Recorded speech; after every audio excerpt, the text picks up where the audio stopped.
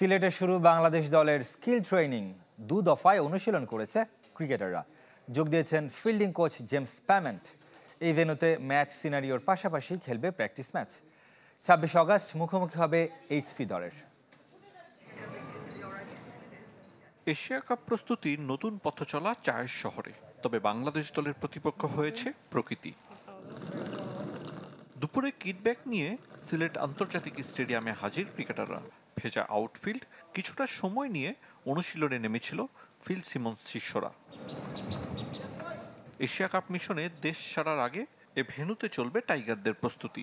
নেদারল্যান্ডসের বিপক্ষে 3 টি-20 দিয়ে ক্রিকেটারদের যাচাই করবে টিম ম্যানেজমেন্ট। ছুটিতে থাকায় মিরপুরে ছিল জেমস প্যামেন্টের শূন্যতা, তবে সিলেটে যোগ দিয়েছেন ফিল্ডিং কোচ। তার পরামর্শ অনুযায়ী ফিল্ডিং অনুশীলন করেছেন ক্রিকেটাররা। ঢাকার মতো সিলেটেও পেসারদের নিয়ে আলাদা সেশন করেছেন শন টেইট। ফাঁকা নেটে তাসকিন, শরীফুল, তানজিম সাকিবরা বোলিং করেছেন দীর্ঘক্ষণ। আর ব্যাটারদের নিয়ে ব্যস্ত সময় পার করেছেন সিনিয়র সহকারী কোচ মোহাম্মদ সালাউদ্দিন। নেটে ব্যাট হাতে দীর্ঘক্ষণ অনুশীলন করেছেন লিটন দাস, পারভেজ ইমন, তাওহিদ হৃদয়রা। বিশেষ করে স্পিনারদের বেশি সামলেছেন। বড় শট খেলার প্রবণতা ব্যাটারদের। দুপুর গড়িয়ে সন্ধ্যা, রাত 2 দফায় অনুশীলন করেছে টিম বাংলাদেশ। সপ্তাহখানেক একই নিয়মে চলবে টাইগারদের স্কিল ট্রেনিং।